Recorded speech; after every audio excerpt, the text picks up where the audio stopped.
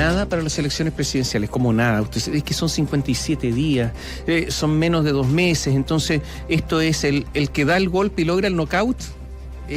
Porque es así la cosa. Esto no es una pelea de box a 13, 15, no sé cuántos asaltos, sino que como a 3 nomás. Y por lo tanto es importante dar el knockout rápido. El que se equivoca pierde. No tiene tiempo, por ejemplo, para recuperarse. El que se equivoque, que se va a recuperar de aquí a las elecciones. Comenzaron las campañas, está todo en plena carrera. Hay algunos que están detrás, o algunas también que están detrás y tienen que cabalgar muy, muy rápido para alcanzar, por último, tener alguna opción para las elecciones de noviembre. Ayer se produjo el primer debate presidencial, fue organizado por nuestro medio asociado cnnchile.cl, también por Chilevisión, y fue transmitido por BioBio, la radio, y también, naturalmente, que por biobiotv.cl. ¿De qué se habló? De retiro de ahorros previsionales, del trabajo de la Convención Constitucional, de la reforma al sistema de salud. Son parte de los temas de este debate presidencial que se registró anoche. Es claro que, para seguir con la jerga del boxeo, podríamos decir que es el primer round de lo que se espera para las próximas jornadas. Ayer además se inició el proceso de la propaganda electoral, no la franja, para eso falta un poquito todavía, como un mes más o menos, pero sí la propaganda electoral, y se destacaba muchísimo el formato de este debate, en que los periodistas que estaban como anfitriones finalmente de la instancia dejaron el espacio y se daba el espacio para que los contrincantes pudieran interpelarse mutuamente, y eso dio mucha noticia. En esta instancia hubo intercambio de opiniones con la interrupción del embarazo, violaciones a los derechos humanos y varios otros temas. Néstor Aburto en la transmisión también acá en BioBio la radio, y con todos los detalles hasta ahora. Hola Néstor, buenos días. ¿Cómo están? Muy buenos días. Y pasaron varias cosas. Le tenemos de un cuanto hay respecto a lo que pasó anoche. Así que ponga atención. Vamos a partir por lo formal, por los mensajes que lograron o que trataron, vamos a decir, y luego lo vamos a explicar, poner sobre la mesa a los candidatos, porque 5 de los 7 aspirantes al Palacio de la Moneda concurrieron a este primer debate presidencial organizado, como decía Tomás, por nuestro medio asociado CNN Chile y Chilevisión, el que también transmitió BioBio la radio a través de sus 43 estaciones y en nuestro portal web biobiochile.cl. La instancia no contó con la participación de Marco Enrique Sominami por estar cumpliendo una cuarentena tras su viaje a México, y de Franco Parisi, quien se encuentra en Estados Unidos, como ustedes saben. El primer tema que se abordó fue un eventual nuevo rescate de fondos previsionales, donde todos los candidatos de oposición se manifestaron de acuerdo, incluso Yasna Proboste, que era una de las interrogantes. Si bien no dijo que iba a aprobar, sí se manifestó de que era necesario, por ende se entendió como una afirmación a su posición luego en el Senado cuando este proyecto, si es que llega, evidentemente. En el caso de Sebastián Sichel y José Antonio Kast, ellos se mantuvieron en el rechazo a este proyecto de un nuevo rescate de los fondos de pensiones. El candidato del bloque de Chile Podemos Más, justamente Sebastián Sichel, sostuvo que la discusión debería centrarse en cómo mejorar las pensiones, rechazando un cuarto retiro, como ya decíamos, de las AFP. Quiero que se mejoren las pensiones y en el cuarto retiro seguir diciendo que hay que esperar que se mejoren las pensiones y seguir retirando el fondo. Es tan simple como decirle a ustedes, saque su plata y Moya va a pagar su pensión futura. Yo quiero que tengamos mejores pensiones ahora y por lo tanto no estoy disponible a apoyar un cuarto retiro. Si bien nos habló del tema económico, de fondo, de los programas de gobierno, de cómo se van a financiar, de qué va a pasar para el año 2022, 2023 en adelante con la economía de nuestro país, el líder del Partido Republicano, José Antonio Kast, cuestionó a sus pares, y particularmente a Gabriel Boric, por la inflación que está produciendo esta política y que impacta, a su juicio, en el precio de los alimentos y en las personas con menos recursos. El trabajo de la Convención Constitucional también fue uno de los puntos que analizaron los candidatos, especialmente porque el próximo presidente de la República, o sea, uno de estos 7 candidatos, los 5 que estaban ayer, más los 2, su firma tendrá que ir, si es que es aprobado, obviamente en el plebiscito de salida, en la nueva Constitución. Por eso se les preguntó respecto a qué es lo que ellos creen. Y aquí están una respuesta. Por ejemplo, la Carta Presidencial de Unión Patriótica, Eduardo Artés, fíjese que él fustigó el proceso y agregó que no están realizando lo que el pueblo les exigió el 18 de octubre. Además, dijo Artés, no descarta un nuevo estallido social. Todos pedimos asamblea constituyente. Terminamos en una convención, que no es lo mismo, bastante más sesgado y con atribuciones distintas. Ya sigue planteado el tema de la asamblea constituyente, así como siguen planteadas las grandes demandas con las cuales salimos a la calle. El candidato que él mismo señala es y representa la extrema izquierda en nuestro país intentó distanciarse en algunos capítulos de Gabriel Boric, aunque concordaron sobre las transformaciones que se deben realizar en materia de salud y terminó Artés ante una posible segunda vuelta diciendo de que lo tratarían con cariño a Gabriel Boric. El aspirante de Apruebo Dignidad, donde se encuentra el Frente Amplio y el Partido Comunista, apostó por un sistema único de salud y obviamente esto es terminar con las ISAPRES. Nuestra propuesta es muy clara, sistema único de salud. Es inaceptable que hoy día el 50% de los recursos se destine solamente al 20% de las personas que están en ISAPRES. Quienes estamos en FONASA creemos que hoy día es imperativo tener un sistema que, tal como ha sido el proceso de vacunación, logre una atención universal de calidad sin distinción de cuánta plata hay en el bolsillo, y eso es totalmente posible. En este sentido, Yasna Proboste de la Democracia Cristiana dijo que debe existir una reforma que fortalezca la salud pública y desestimó involucrarse en el negocio privado de la atención. Respecto a las violaciones a los derechos humanos cometidas por agentes del Estado desde el inicio del estallido social, Gabriel Boric reiteró que perseguirán judicialmente al presidente Sebastián Piñera y sostuvo que el próximo mandatario deberá pedir perdón, lo que fue adherido por otros de los competidores. Sin embargo, José Antonio Kast, él sostuvo que hay que pedirle perdón a las víctimas, a quienes les quemaron sus negocios. Se le debiera pedir perdón a las víctimas que han sido violentadas precisamente por algunos instigadores, algunos de los que aquí valoran esa que dicen revuelta popular, esos actos de vandalismo, tienen víctimas. Hay familias que lo perdieron todos sus sueños, a ellos les vamos a pedir perdón. Y también vamos a restablecer el respeto a Carabineros de Chile y a las policías de investigación y a Gendarmería, porque ellos han sido siempre catalogados como lo que no son. Ante una pregunta abierta que involucraba una salida del fiscal nacional Jorge Abbott, que la hizo Mónica Rincón y Daniel Matamala, que eran los conductores de este debate, que era una respuesta única, insisto, todos levantaron la mano, menos una, la única candidata, Yasna Proboste. Todo esto respecto justamente a que debe salir Jorge Abbott cuanto antes de la dirección del Ministerio Público. Fue muy fuerte yo me imagino, para la figura de Abbott y esa institución lo que pasó anoche en el debate ante esta pregunta. Y Yasna Proboste, que fue la única que no levantó la mano, o sea que ella considera que Jorge Abbott debe continuar a cargo del Ministerio Público. Ella dijo que había que cambiar el sistema de nombramiento de los persecutores, agregando que debe haber mayor participación ciudadana en esto. Tenemos que tener un sistema distinto de nombramiento de los fiscales. Esto no puede ser solo en una comisión. Tiene que haber participación también de la ciudadanía, de las organizaciones de derechos humanos. Yo creo que lo que ha ocurrido respecto al fiscal nacional pone a prueba la necesidad de poder transformar el proceso completo de designación de los fiscales nacionales. Y aquí hay un punto. ¿Por qué? Porque el jefe del Ministerio Público reconociera, justamente, ustedes lo van a recordar de inmediato, que se reunió con el senador de la Democracia Cristiana, Jorge Pizarro, en su casa.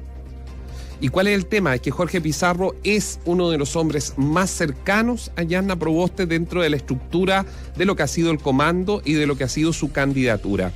Sobre la interrupción del embarazo hubo una marcada diferencia entre izquierda y obviamente derecha, mientras los primeros se mostraron favorables, los segundos obviamente lo rechazaron de plano. Una de las situaciones más curiosas que se registraron en este debate fue lo que involucró a Proboste y a Sichel. La senadora le consultó si él aprobaría un impuesto a los superricos luego de dejar de entrever cercanía con el mundo privado. El presidenciable oficialista respondió que jamás ha hecho lobby, lo que fue retrucado por la carta falangista, quien le indicó que había sacado la información de Wikipedia. Y aquí se volvió una verdadera ola. Nuestros auditores de inmediato nos comentaron que personas entraron a Wikipedia, al Wikipedia de Yasna Proboste, y lo modificaron colocándole Yasna 600 millones Proboste y agregándole algunos capítulos dentro de su biografía de Wikipedia de que ella gobernaba, en definitiva iba a gobernar en base a sacar información o levantar información de Wikipedia.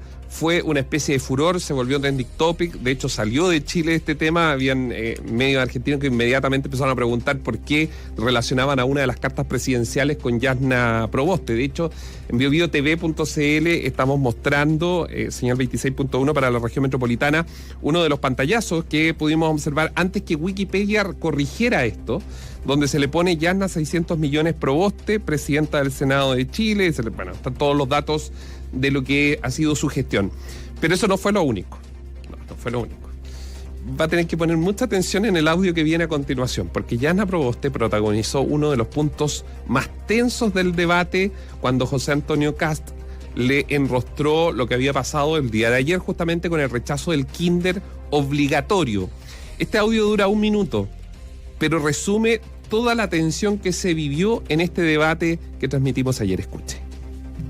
Planteamos la necesidad de terminar con el lucro en la educación, de terminar con el negocio en la educación. Y eso le molestó a algunos. No, me molestó que se perdieran 600 millones de dólares. Ah, qué bueno, estaba esperando y mirándolo a los ojos, porque usted ha hecho de la mentira una base muy importante. Se las voy a contestar. Gracias. Pero usted, como articulador de una mentira, porque usted llevó adelante una acusación constitucional en mi contra. 5 capítulos. En ninguno, señor, en ninguno, respecto de la pérdida de recursos alguno. Porque además usted sabe muy bien que esa acusación constitucional la basó sobre hechos que eran incluso anteriores a que yo fuera ministra de Educación. Y le molestó porque cuando los estudiantes de la UTEM, le molestó porque cuando los estudiantes de la UTEM que estudiaban una carrera que no tenía campo ocupacional y en donde había toda una mafia detrás, nosotros lo dijimos públicamente. Le quiero decir que usted votó en contra del proyecto que nosotros presentamos después de la UTEM, cuando dijimos ese fue el momento más tenso del debate, pero no fue lo único, porque Proboste, en medio de alguna de sus intervenciones, tildó a Sebastián Sichel como Sebastián Piñera. De ahí movió las manos rápidamente y dijo, ay, no me corrijo, un lapsus, pero para muchos era intencionado porque era justamente querer marcar a Sichel como Sebastián Piñera. Escuche. Porque en definitiva lo que se juega en el sistema previsional es cuál es el modelo de sociedad. ¿Por qué hemos estado durante este tiempo sin poder avanzar? Porque lo que ha planteado el candidato Sebastián Sichel, fue un lapsus. Ahí está, esos fueron algunos de los momentos. También otro cuando Yasna Proboste le dice a Gabriel Boric, que era el candidato del Partido Comunista, y Gabriel Boric con una voz, porque los micrófonos siempre estaban abiertos, le dice Frente Amplio, y ella como que hace una pausa y le dice, ¿te molesta que te digan que eres candidato del Partido Comunista? Esos fueron como los momentos, digamos, más de mayor tensión. Oye, después de este debate, si es que se puede, porque en una de esas la respuesta es no, pero te voy a preguntar, ¿qué es lo que puede rescatar un ciudadano común después de asistir a este debate? Ayer hablo de ciudadano común, no las personas que están permanentemente preocupadas de la política y del detalle político. Teníamos decenas y decenas de mensajes de auditores, por ejemplo, de la región de la Araucanía. Nos habló de migración, nos habló de los temas de cómo generar nuevos puestos de trabajo, de consolidar un sueldo ético, tal vez más que mínimo.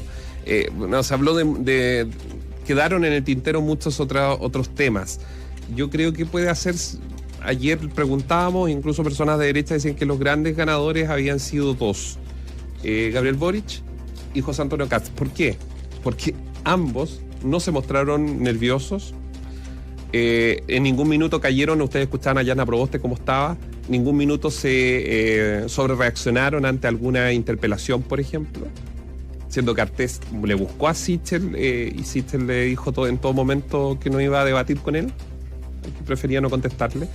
Pero claro, hubo capítulos de tensión menos de Gabriel Boric y José Antonio Kast. En el tono, Bueno, es que Kast nunca se altera, salvo en esta discusión que tuvo con Yasna Proboste. Pero tampoco está alterado. Era tampoco como, le estaba... contésteme las dos preguntas. Sí. por personalidad. Hay otras personas que por personalidad se alteran porque son más nerviosos. Gabriel Boric tampoco se alteró. No se altera. Gabriel Boric tuvo un tono, prácticamente todo el debate, el mismo tono. Ya, pero tu juicio, por ejemplo, Jasna Proboste recuperó posiciones. Que era algo que ayer se decía mucho, Claro, que era una claro. súper oportunidad porque estaba muy atrás. Yo creo que lo de Wikipedia ella no lo calculó, su equipo no lo calculó, y eso es un daño que le puede generar, porque Wikipedia es como en la universidad siempre los profesores están diciendo, no saquen la información de Wikipedia. Es que es muy fuerte por dos cosas. Uno, porque desconoce cómo funciona Wikipedia, porque Wikipedia tiene fuentes fidedignas, y que pueden revisarse, por lo tanto uno puede utilizar eventualmente eso para llegar a la fuente y ratificarla, por un lado. Y segundo, porque recurrir a Wikipedia en materia política en medio de una campaña es un error garrafal. Todo el mundo sabe que las personas que tienen acceso pueden editar en línea. Tú mencionabas recién lo que pasó con el mismo perfil de ella, ¿no? En Wikipedia. Pueden editar en línea en ese minuto la información de la persona. Entonces recurrir a Wikipedia en minutos, es un error. Ella habla de Wikipedia y en minutos se le agregaron un montón de cosas en su historia. De hecho, habían otros que alcanzaron a sacar pantallas porque Wikipedia empezó a borrar. Y habían algunos que colocaron en algunos párrafos diciendo que era la candidata que iba a gobernar justamente por Wikipedia. Entonces puede ser muy serio, no vamos a quitarle la relevancia que puede tener, claro, Wikipedia, pero hay un trabajo que no se hizo, definitivamente, y queda, ya que preguntaba Tomás respecto de que queda en la gente común y corriente, claro, pues Wikipedia. Ya, pero... Y Proboste. En estos momentos, todas las encuestas, todas, dicen que está en primer lugar Boric y en segundo lugar Sichel. Yo creo que después del debate, ahí mismo. ¿Se mantiene? ¿Se mantiene? Claro. ¿O se alteró algo? No, yo creo que podría ser Kast que avance un poco más en su sector o los sectores que estaban más hacia Sichel, porque no comprender que un votante de Kast no va a votar por Gabriel Boric, no se pega un salto tan grande. Claro. Pero yo creo que ayer, por el tono y por la forma, evidentemente yo creo que podría haber generado un rédito. Pero yo creo que no se cambia sustantivamente el orden de al menos las encuestas que hemos conocido en las semanas anteriores. La respuesta de Boric a la crítica por él ser candidato también del Partido Comunista fue muy dura. Si ustedes gobernaron también con el PC. Sí. Ahora, más allá de la evaluación que ustedes puedan tener, digamos, porque a lo mejor no les gustó, pero lo hicieron. Y que el Partido Comunista sí se leyó el programa de gobierno, no como dijeron algunos representantes de la democracia cristiana en minutos en que se encontraban en nudos con la administración Bachelet. Claro. Ahora, Bachelet 2. Sí. El debate en sí, en la primera etapa, quienes lo escucharon, lo vieron, hubo harta ataque a Gabriel Boric. O sea, se notó que había una preparación, como es el que lidera la encuesta. Apenas partió el debate, comenzaron los disparos, digamos, todo esto en materia política, evidentemente, hacia la figura de Gabriel Boric. ¿Cuál fue la pregunta más difícil para los candidatos, crees tú? ¿Donde hubo más dudas en contestar? ¿O en general salieron bien? Es que no sé si bien, yo creo que como las temáticas lo sabían. O se responde como los candidato. O como los fenicios. Tú le preguntas por los romanos y salen con los fenicios. Sí. Yo creo que no hubo, yo creo el momento más complejo para los candidatos fue las interpelaciones personales entre ellos. Yo creo que el que lo pasó muy mal ayer es el fiscal nacional, con ese rating que tenía en ese minuto cercano a los 20, 23 puntos, que esté preguntando, se le pregunta a los candidatos si creen que el fiscal nacional debe renunciar. O sea, y todos menos Jasna Proboste, que más encima su brazo derecho es Pizarro, que se juntó con él. Yo creo que el fiscal nacional debería tomar sus cosas y partir hoy día mismo, pero bueno. El fiscal nacional debería haber sido cerrado. No, por eso. O sea, cuando ya él, Jorge Abbott, que tal vez nos está escuchando, es parte de este debate presidencial, es que el señor tiene que tomar sus cosas y partir. Por el bien del Ministerio Público, la institucionalidad, eso voy. Proboste no le contestó a Kast, ¿no es cierto, la pregunta? No se la contestó. No, porque es lo que escucharon y se le acabó el tiempo. Empezó el dimidirete y no contestó finalmente. No contestó la pregunta. Pero, por ejemplo, ayer auditores de la radio, cuando pasó esto, ellos compartían sus opiniones a través del WhatsApp. Y para muchos que, claro, uno cuando les preguntaba la edad eran más jóvenes, o en ese entonces en haber estado en cuarto, quinto básico, desconocían las pugnas. Y hay que decirle que Jasna Proboste, a raíz de su salida del Ministerio de Educación, hay roces con el mundo político, incluso de su propio sector, y que eso es lo que dicen, que si ella fuese presidenta a lo mejor pasaría algunas cuentas incluso dentro de su propio sector. si su salida del Ministerio de Educación en el primer gobierno de Michelle Bachelet fue muy, muy duro para ella. Fueron 5 años de literal una travesía por el desierto, sin poder ocupar cargos públicos.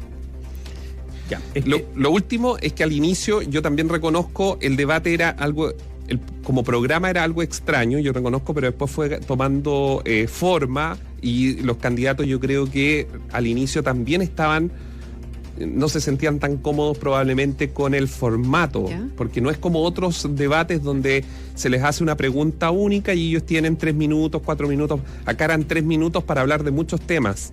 Entonces, claro, a los candidatos les costó llegar al fondo probablemente de su posición y se quedaban mucho en lugares comunes. Eso yo creo que ocurrió al menos en los primeros 30 minutos de este programa. El país está viviendo un momento, claro, este puede ser una frase común, ¿no? Un lugar común, un momento histórico, todos los momentos son históricos, pero está viviendo un momento de grandes decisiones, porque se está estableciendo un nuevo modelo, sí, va a haber una nueva constitución. Que se da pocas veces en los países. Se da en forma muy contadas veces. Y resulta que enfrenta desafíos enormes. Y posiblemente estos debates impidan, justamente por el dime y direte, por los 3 minutos, impidan conocer exactamente cuál es la posición de cada candidato respecto de lo que viene en serio. O sea, cuál es el modelo de país que vamos a tener y cuáles van a ser los ganadores y perdedores en este país, porque aquí va a haber ganadores y perdedores, es lo que viene, porque hay una redistribución del poder. Y ahí, claro, uno empieza a preguntarse, ¿quedó claro eso? No, es que es difícil por el formato. Por obviamente. el formato, por eso le decía que van a venir programas que seguramente los candidatos van a hablar, no interpelándose, pero sí van a conversar, van a haber conversaciones más largas, pero el formato impedía entrar al fondo. Eso era lo que yo les decía. Por eso es que un ciudadano normal que consume, ahora está consumiendo información política para poder tomar una decisión. ¿Qué candidato me representa? Recuerden ustedes que las encuestas marcan 65% de personas que no sabe por quién votaría. Yo creo que el debate de ayer era más bien para conocer las personalidades de los candidatos. Ya sabemos que ante una crisis cómo reaccionaría Jasna Proboste, cómo reaccionaría Sichel, cómo reaccionaría Boric. Yo creo que sirvió más para eso que para entrar a los temas de fondo. Y eso que faltaron 2. Y eso que faltaron 2. ¿Tú crees que todo quedó casi igual? ¿Hay algún perdedor? Yo creo que Jasna Proboste. Lo decían los auditores, porque hicimos una pregunta ayer muy tarde, habían, insisto, muchísimos auditores escribiendo, no por quién votaría, sino quién cree usted que fue el ganador o el perdedor, o ganadora o perdedora. Y claro, para muchos el tono de Jasna Proboste dentro del debate probablemente va a ser algo que ella tendrá que ajustar con sus equipos de comunicaciones, porque algo pasó ahí. Yo creo que no le jugó a favor el tono. Gracias, Néstor. Que tengan buen día. Chao, Néstor, hasta pronto. Bueno, mencionábamos que eran 5 de los 7 candidatos los que participaron anoche del debate que comentábamos con Néstor, y hablemos de uno que no estuvo, Franco Parisi. Un recurso de reposición y otro de apelación interpuso el candidato presidencial del Partido de la Gente después de que el tercer juzgado de familia de Santiago rechazara una nulidad en medio del proceso que enfrenta por una deuda de pensión de alimentos. Un reportaje, recordémoslo, de Canal 13, reveló que Franco Parisi debe cerca de 207 millones de pesos por concepto de, así se dice en los tribunales, manutención para sus 2 hijos mayores que viven en Chile, lo que derivó en una orden de arraigo del presidenciable que está actualmente en Estados Unidos. El recurso de nulidad argumentaba que no fue notificado de esta deuda. Sin embargo, la justicia lo desestimó, sosteniendo que la obligación de informar el domicilio correcto no la tenían los alimentarios, sino el propio alimentante, quien debió informar al tribunal todo cambio de domicilio. Ahora, la defensa de Parisi interpuso estas 2 acciones judiciales y trabaja en intentar acreditar los pagos realizados que se habrían realizado directamente al colegio de sus hijos para cancelar las mensualidades respectivas. De momento, según dijo el abogado Mauricio Pávez, se están recopilando las cartolas y los comprobantes. En ella con eso se pretende que se deje sin efecto dicha resolución, lo que no impide que en su momento se acrediten los pagos realizados por don Franco Parisi para la manutención de sus hijos. Es por ello que se está reuniendo toda la información de transferencias y pagos realizados directamente al colegio. Según cifras del Poder Judicial, en el contexto de los 3 retiros de los fondos de las AFP que permitieron saltar parte de las millonarias deudas de pensiones alimenticias, los tribunales de familia recibieron cerca de 900.000 solicitudes de retención de los ahorros previsionales a deudores y se facilitó el pago en más de 417.000, una enorme cantidad, 417.000 millones de pesos. A ver, recordemos lo de Parisi, que es el candidato del Partido de la Gente, que buscó una reconsideración, está buscando una reconsideración del tribunal después de lo resuelto ayer. Se presentó un recurso de reposición y en subsidio, en caso, por ejemplo, de que este recurso sea desechado, una apelación ante la Corte de Apelaciones de Santiago. A ver, la reposición se presenta ante el mismo tribunal que resolvió. Si el tribunal dice no, inmediatamente se va en apelación ante la Corte de Apelaciones de Santiago respecto de esta resolución del tercer juzgado de familia de Santiago que rechazó la solicitud de anular todo lo logrado. ¿Por qué anular todo lo logrado? Por falta de emplazamiento. ¿Qué significa falta de emplazamiento? Bueno, que el demandado no ha sido notificado y por lo tanto no está legalmente en el juicio, ¿no? Porque si no ha sido notificado no es parte, pero resulta que esto fue rechazado absolutamente. La obligación se reclama incumplida al menos del 2016. Ahora, aquí hay todo un tema, porque del 2016 estamos en 2021, hay harto tiempo para darse por notificado, ponerse al día, para llegar a un acuerdo, si es que es posible llegar a un acuerdo. Es una cifra, esos 200 y tantos millones de pesos, hay algunas fuentes que dicen, porque hay que establecer exactamente cuánto es, que podría incluso ya ser de 300 millones de pesos. El tribunal no ha determinado formalmente cuánto es lo que se debe, por eso les decimos, algunos dicen 300 millones de pesos, porque eso lo tiene que determinar el tribunal. Hay una entrevista a Marisol Valladares, ella representa a la ex esposa de Franco Parisi y agregó que evaluaba pedir la retención de los dineros justamente que devuelve el servicio electoral tras la rendición de los gastos de campaña. O sea, si Parisi es candidato, le retendrían parte de los dineros que le devuelve el CERVEL a los candidatos por la inversión que han hecho en sus campañas políticas. Ahora, en la presentación, del abogado de Parisi, se expresa que se equivoca el juzgado al desestimar la nulidad alegada, toda vez que en la especie no existe un procedimiento válidamente tramitado, y por lo mismo, dicen, no existen los presupuestos legales para aplicar algunos de los apremios previstos en nuestra legislación por incumplimiento de pago de pensiones. Esto porque sobre el candidato pesa una orden de arraigo. También se sostiene que el 18 de enero de 2011 se aprobó la transacción, o sea, una especie de avenimiento, y se ordenó notificar por correo electrónico a los abogados de la señora demandante, pero jamás se notificó la resolución que aprobó la transacción al señor Parisi. Imposible entonces que el señor Parisi pudiera saber tribunal y número de causa en que se tramitó la transacción. Pero, aquí hay un abogado, ¿no es cierto?, que participa en la transacción. Ese abogado tendría que haber informado a Parisi, como no le informó del resultado de la transacción. Entonces, si bien dice no se desconoce el acuerdo, se alega que Parisi no sabía, miren lo que no sabía, que había un juicio, que existió un juicio, y nunca se le hizo saber. O sea, desde el 2011, él ignora, 2011, hace 10 años, que él ignora que hubo un juicio en que participó, se defendió, llegó a una transacción y por lo tanto no cumple con lo ahí resuelto. Cuando se plantea que él había hecho algunos pagos en otra cuenta y que por eso estaba juntando lo que les comentábamos recién, comprobantes, vales, que den en cuenta que él había depositado en otra cuenta, no en la que fija el tribunal finalmente, porque cuando no se llega a acuerdo tiene que intervenir la justicia. La abogada de la expareja también dice que eso nunca ha sucedido, que no hay ningún otro depósito.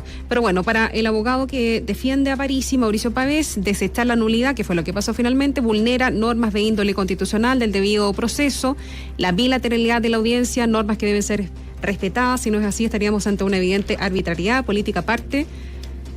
Es difícil entender que alguien se olvide de sus hijos desde 2011 hasta 2021 y no sepa si pagó o no pagó, o por lo menos no diga si pagó o no. No sé si es necesario a los padres tener que decirles eso, que es parte de su obligación.